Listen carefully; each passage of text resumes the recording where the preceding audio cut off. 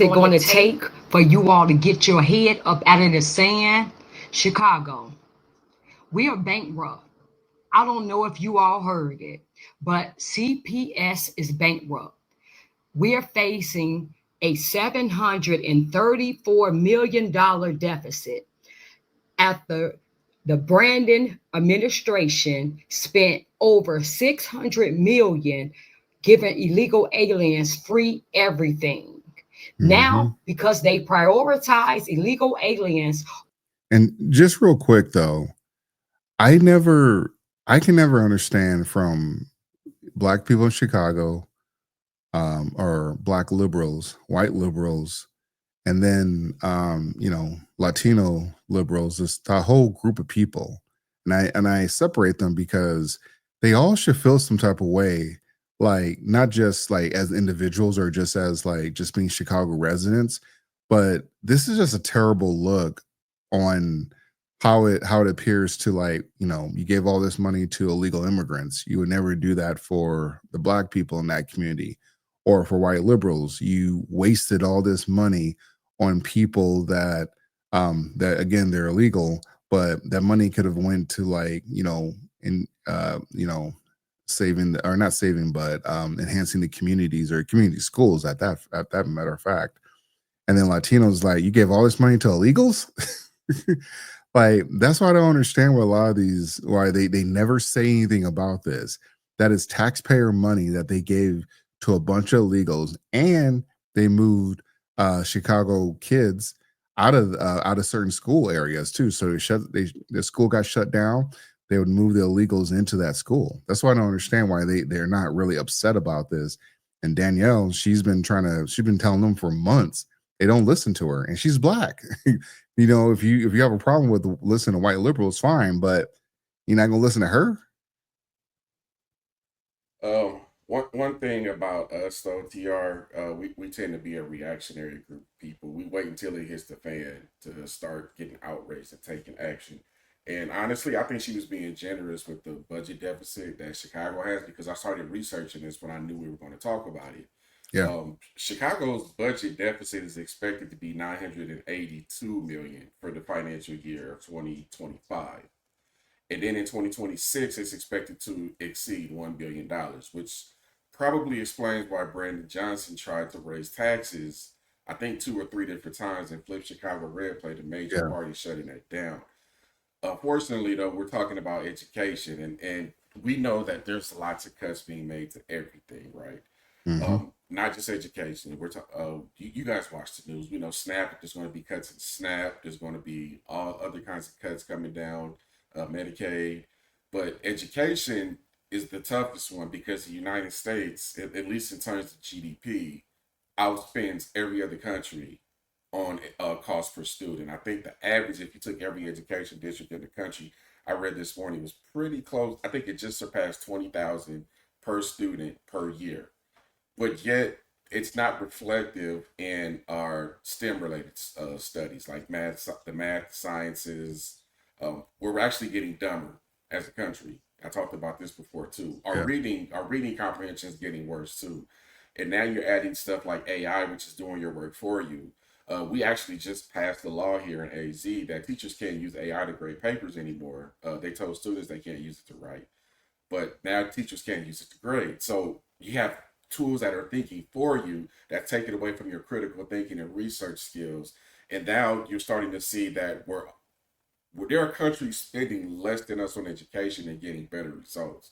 You can immediately look at countries like Nigeria and Japan, and clearly, and even India.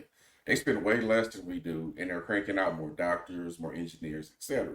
So this tells me that the problem we have, obviously we overspend, but there's a cultural problem too, and this is an American thing. We got to get back to being like smart about our budgets.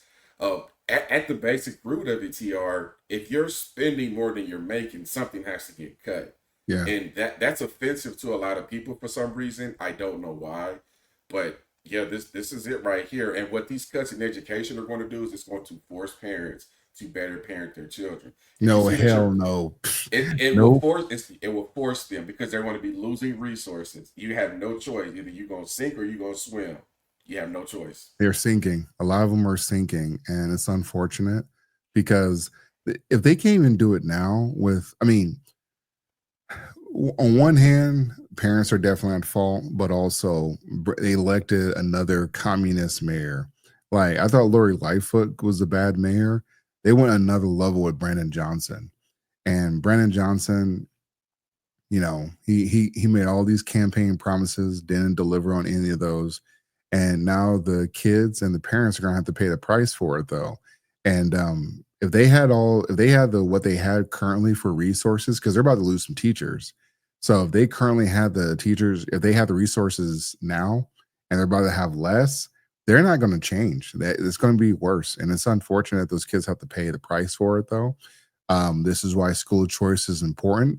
This is why homeschooling is important, because when you elect these non-business folks into like to run a city, run a state, this is exactly what happens. And you would think with like the Pritzker, who is a billionaire governor, you would think you would have a little bit more common or know-how when it came to like doing setting the budget though. But Chicago's already in deficit, and Chicago's looking to the state to fucking help them out, and that's not gonna. I mean, I guess he could help them out though, but I don't know where they're gonna find the money at. They're gonna keep cutting stuff, but they're not gonna get the money.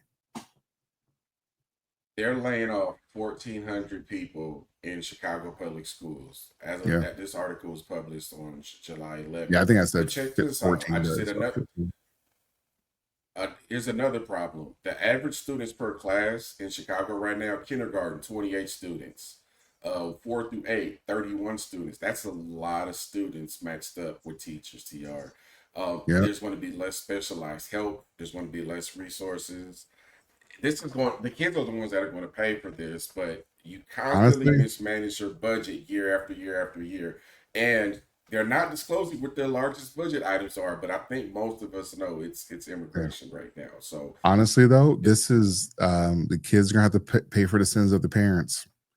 A lot of those kids are coming from like a two-parent home, and they're gonna have to pay for the sins of their parents. So these adults, all these liberals, all these socialist communists, they're gonna have to pay for it, just like New York's about to find out if they elect Zohan in there. So yeah, it's unfortunate that Chicago's about to go through some more devastation to their school system, but don't expect any uh, kids coming out of the Chicago public school system though, because it's not going to be good. Yeah, and I'm not going to make this political because I've worked with a couple of PTA associations, and and I live in a city that's very red within a state that's purple. And even in the city that I live in, PTA is constantly begging for parents to come to meetings and get involved. Matter of fact, every single school district I've been a part of with my daughter, there's always that same, we need help. Can y'all show up to these meetings? We need X, Y, and Z. We're trying to plan this. We don't have enough resources. And it's the same story every time, TR. I think a lot of these parents, unfortunately, we live in a society now where they tricked us into saying that two-parent incomes were ideal. Everybody's working and over exhausted, overstressed. They don't have time for these things, and your kids are the ones that are going to pay for it. The kids, in essence, have to figure it out on their own. Yeah. And what we're realizing is that's not happening. So now, as a parent, you got to change something up. Somebody's either going to have to stay at home or go to part time or something, because you need to be right there with them studying. You need to be right there at those PTA meetings talking about what they want to teach for the year, what's on the syllabus. Because a lot of these parents that are outraged on, we talked about the whole LGBT agenda in schools and in children. They don't even see these agendas and syllabus until right before classes are starting. So at some point, you're going to have to stop depending on the schools to parent for you and get back to parenting yourself. Mhm. Somebody had to say it. Over the citizens. Now they had to lay off, what is it? 432 teachers and 677 special ed assistants. We've been trying to warn you all. Chicago flips red. We've been screaming from the rooftop. We've been trying to warn you guys. We are bankrupt. The Democratic Party Governor Prisker, just in the 2025 alone, spent it's the budget he spent for illegal aliens is $2.5 billion. Sure it is. Governor Prisker has spent and is planning on spending $2.5 billion for illegal aliens alone just for the year 2025. We've been trying to warn you all. These people do not care about the citizens, the American citizens, the Illinoisans, or Chicagoans. They don't care. We are bankrupt. But what do the administration do and your aldermen? They make sure they voted to give themselves a raise, all while Yep. still lining their pockets with our money. And Yep. Brandon Johnson got a raise too. So yeah, it's Yeah, what and that's a problem. That is a yeah. problem. That's what I'm saying is when you elect these folks that have never run a business and don't work in the private sector, this is exactly what's going to happen. And he is doing kickbacks to the people that got him into the want him to seat. So he works for the teachers. He doesn't work for the citizens, his constituents. This is bad all the way around. And those teachers, unfortunately, it is what it is. Y'all elected a socialist communist. This is what you get. The kids, they're gonna have shit grades. That's what they deserve. It's just what it is. Because the people see Danielle gets so much smoke for being a black conservative and being a black conservative woman. And nobody ever wants to send any smoke to Brandon Johnson. They've been quiet about it though. I was actually wondering, like, what's been going on in Chicago? They're always quiet about it. And now your kids are about to pay the price. So yeah, unfortunately, there's no saving Chicago. There was a body of water, I would say sink it because it ain't gonna be saved. Same thing with Atlanta and New York, but that's how I feel. And they already pay a lot of taxes in Chicago.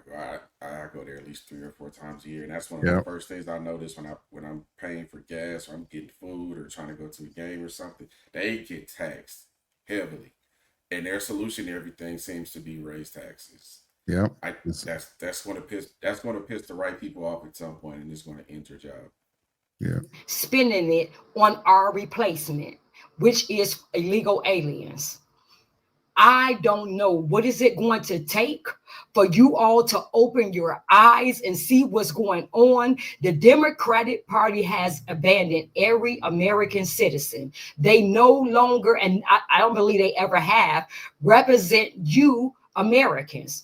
The Democratic Party is the party of illegal aliens and trans. That's the only people they represent. We have to do something and wake up. We can't keep allowing this. If Chicago don't get it together, it's over for us. Yeah. See, this is where I disagree with Danielle. It's been over.